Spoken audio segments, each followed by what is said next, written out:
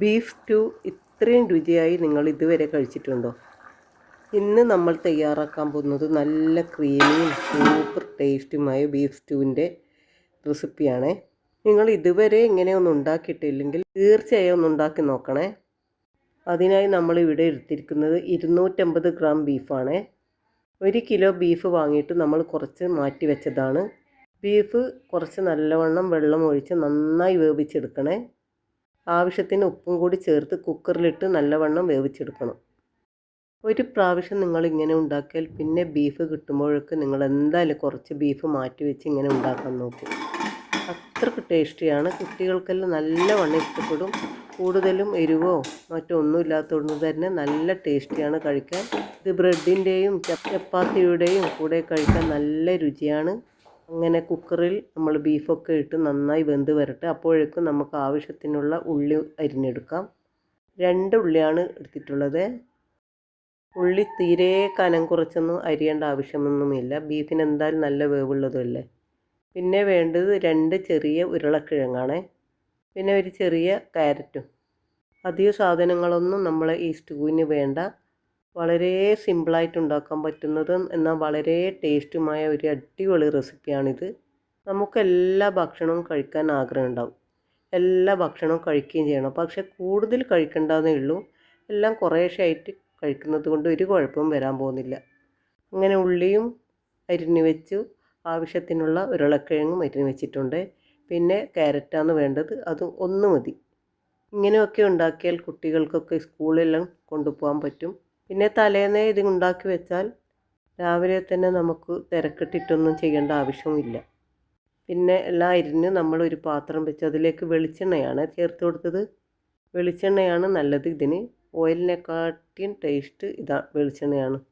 വെളിച്ചെണ്ണ ചൂടായി വന്നപ്പോൾ നമ്മൾ കഷ്ണം ഇഞ്ചി ചെറുതായി അരിഞ്ഞത് അതിലേക്കിട്ട് നല്ലവണ്ണം വഴറ്റി കൊടുക്കണേ. അതിൻ്റെ പച്ചമണം മാറുന്നത് വരെ വഴറ്റി കൊടുക്കണം.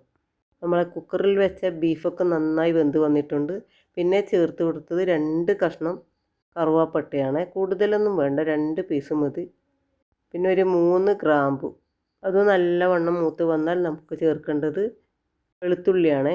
വെളുത്തുള്ളി ഒരു 2-3 അല്ലി ചെറുതായി അരിഞ്ഞ് വെച്ചിട്ടുണ്ടായിരുന്നു. അതും കൂടി ചേർത്ത് നല്ലവണ്ണം മൂപ്പിച്ചെടുക്കണേ. എല്ലാം കൂടി നല്ലവണ്ണം മൂത്ത് കഴിഞ്ഞാൽ മാത്രമേ നമ്മൾ ഉള്ളി ചേർത്ത് കൊടുക്കേണ്ട ആവശ്യമുള്ളൂ. നിങ്ങൾ എൻ്റെ ചാനൽ ആദ്യമായിട്ടാണ് കാണുന്നതെങ്കിൽ ഒന്ന് സബ്സ്ക്രൈബ് ചെയ്ത് സപ്പോർട്ട് ചെയ്യണേ. കൂടെ ആ ബെല്ലൈക്കനും കൂടി ഒന്ന് അമർത്തിയേക്കണേ.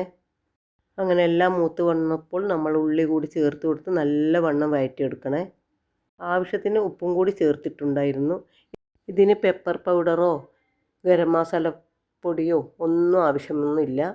ഇതെല്ലാം ചേർത്താൽ പിന്നെ നമ്മൾ കുറുമയായി പോവല്ലോ. ഇത് വേറെ തന്നെ ടേസ്റ്റാണ്. എന്തായാലും നിങ്ങൾ ഒരിക്കലെങ്കിൽ ഇതൊന്നും ഉണ്ടാക്കി നോക്കണേ. ഉണ്ടാക്കി കഴിഞ്ഞാൽ പിന്നെ നിങ്ങൾ ഇതിൻ്റെ രുചി ഒരിക്കലും മറക്കില്ല. പിന്നെ ചേർത്ത് കൊടുത്തത് 4 പച്ചമുളക് നീളത്തിലരിഞ്ഞതാണ്. അത് നല്ലോണം വഴറ്റി വരട്ടെ.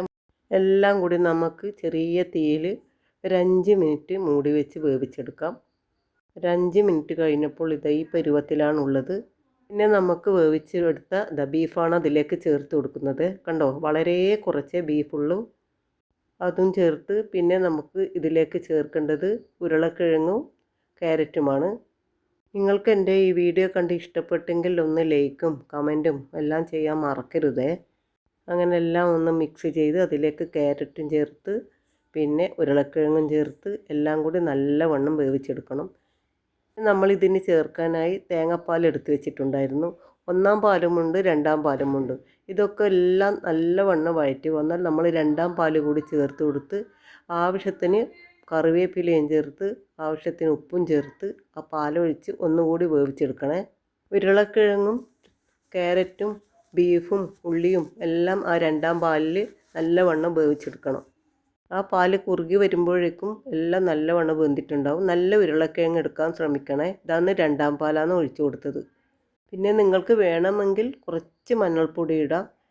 ഒരു 1/4 ടീസ്പൂൺ മഞ്ഞൾപ്പൊടി മതി. പിന്നെ 2 ടീസ്പൂൺ മല്ലിപ്പൊടിയും. ഒരു പൊടിയും ഇതിലേക്ക് ചേർക്കേണ്ട ആവശ്യമൊന്നുമില്ല.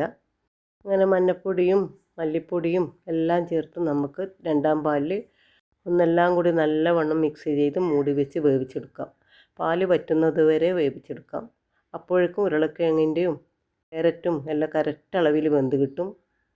കുറച്ച് കഴിഞ്ഞ് നോക്കിയപ്പോൾ ഇതാ നമ്മളെ സ്റ്റൂ ഇങ്ങനെയാണുള്ളത്. രണ്ടാം പാലൊക്കെ കുറുകി നല്ലവണ്ണം ഉരുളക്കിഴങ്ങും ക്യാരറ്റും ബീഫും എല്ലാം കൂടി നല്ലവണ്ണം കുഴഞ്ഞ പരുവത്തിലായിട്ടുണ്ടായിരുന്നു. ഇനി നമുക്ക് ഒന്നാം പാൽ ചേർത്ത് കൊടുക്കാം.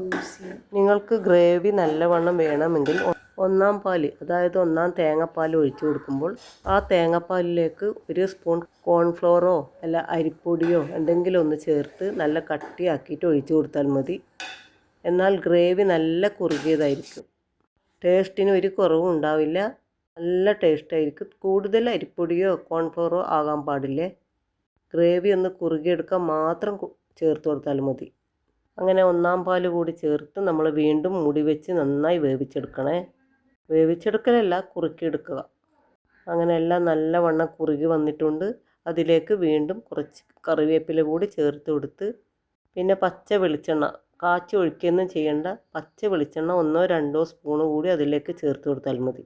വെളിച്ചെണ്ണ കൂടി ചേർത്ത് കൊടുത്താൽ പിന്നെ കൂടുതൽ തിളപ്പിക്കാനൊന്നും നിൽക്കണ്ട. ഇതാ കറക്റ്റ് പാകമായിട്ടുണ്ട്.